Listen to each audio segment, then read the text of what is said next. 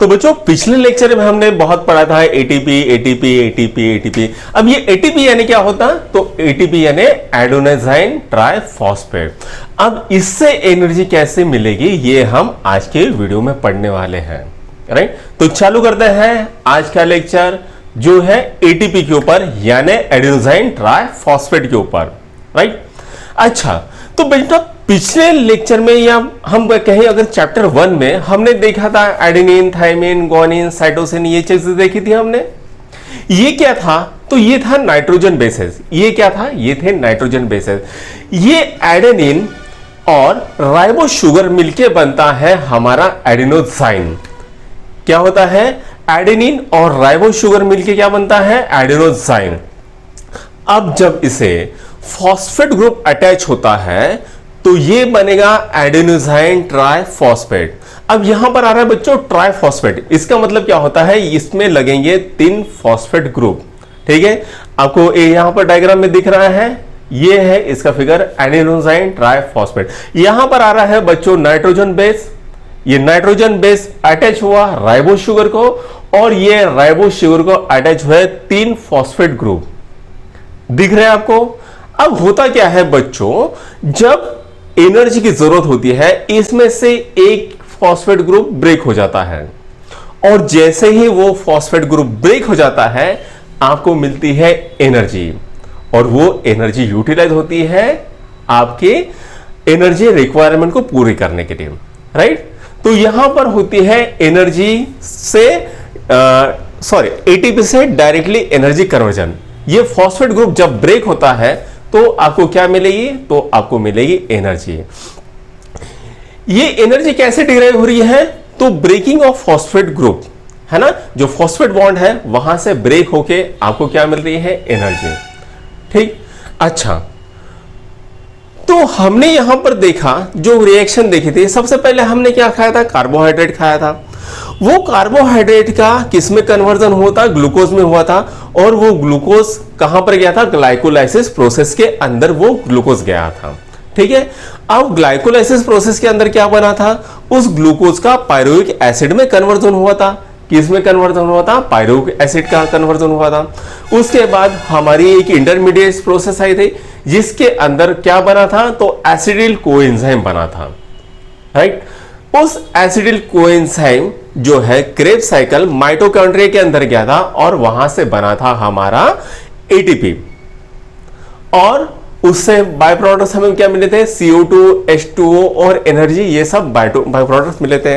इसी तरह से जब फैटी एसिड होता है तो फैटी एसिड का भी कन्वर्जन होता है कुछ एक केसेस में डायरेक्टली एसिटिल कोएंजाइम में और फिर ये प्रोसीजर चलते रहते हैं।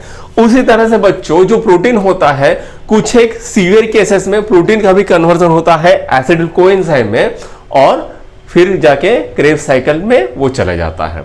तो इस तरह से अब ये कुछ एक केसेस कौन सी है? हमने कहा कुछ एक केसेस में, ये केसेस कौन सी है? सपोज आप बैठ गए हैं हंगर स्ट्राइक पे। सपोज आप कहां पर बैठ गए? हंगर स्ट्राइक पे। तब आपको एनर्जी की जरूरत होती है तो आपकी बॉडी में मान लीजिए कुछ प्रोटीन होगा या फैटी एसिड होगा तो उसका कन्वर्जन एसिडिल कोएंजाइम में होगा और फिर क्रेब्स साइकिल चलेगी और आपको एनर्जी मिलेगी। राइट, अच्छा अब देखते हैं बच्चों रेस्पिरेशन। लास्ट लेक्चर में हमने कहा था कि 2 तरह के सेल टाइप रेस्पिरेशन होते हैं। एक होता है एरोबिक रेस्पिरेशन और दूसरा होता है एनारोबिक रेस्पिरेशन। अब एरोबिक रेस्पिरेशन के बारे में तो हमने पढ़ लिया, पूरा लेक्चर में पढ़ लिया।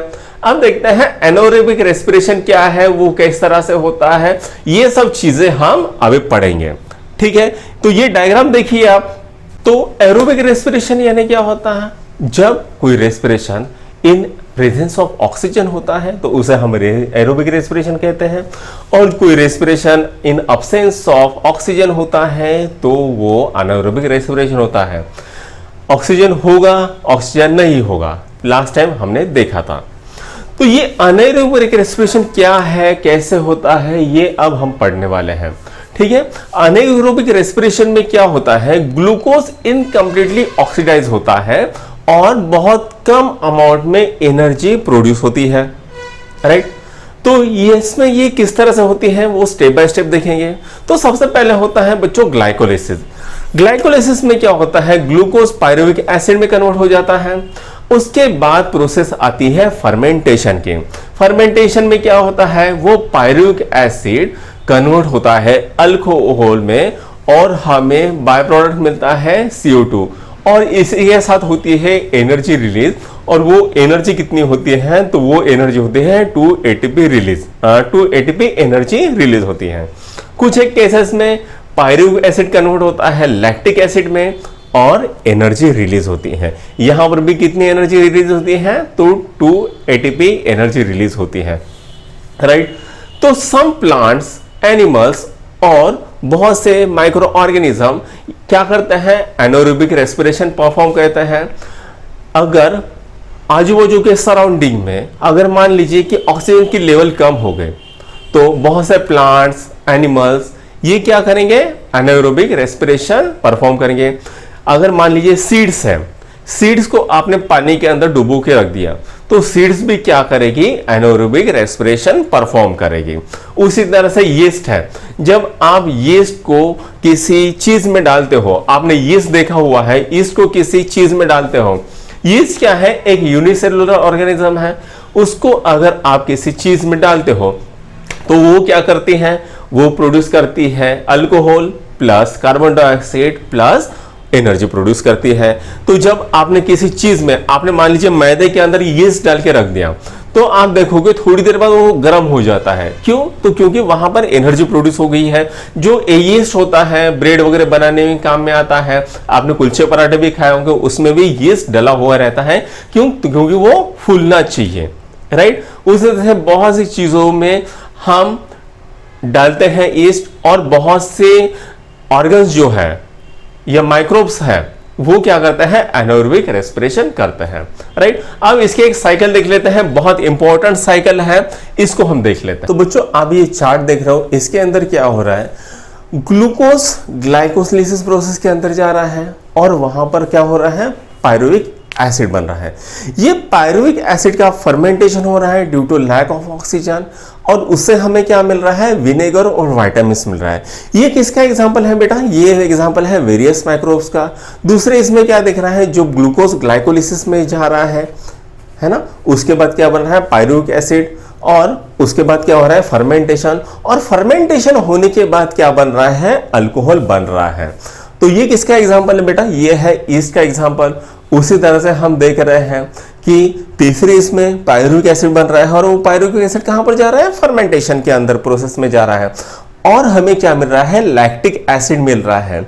और ये लैक्टिक एसिड जो है ये क्यों बनता है, तो due to lack of oxygen बनता है। और ये कहां पर होता है, एरिथ्रोसाइट्स में होता है, और हमारे मसल सेल्स होते हैं उसके अंदर ये लैक्टिक एसिड बनता है। जब हम बहुत ज्यादा एक्सरसाइज करते हैं, तो हमारे एक्सरसाइज करने के कारण हमारे बॉडी के अंदर का ऑक्सीजन कम हो जाता है, और जिसके कारण हमें हमारी बॉडी के अंदर लैक्टिक एसिड प्रोड्यूस होता है, जिसके कारण हमें बहुत ज़्यादा दर्द होता है और बहुत ज़्यादा थकान होती है।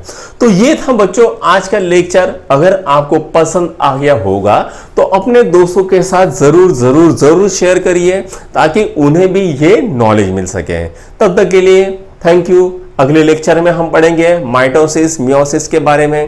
तो थैंक यू।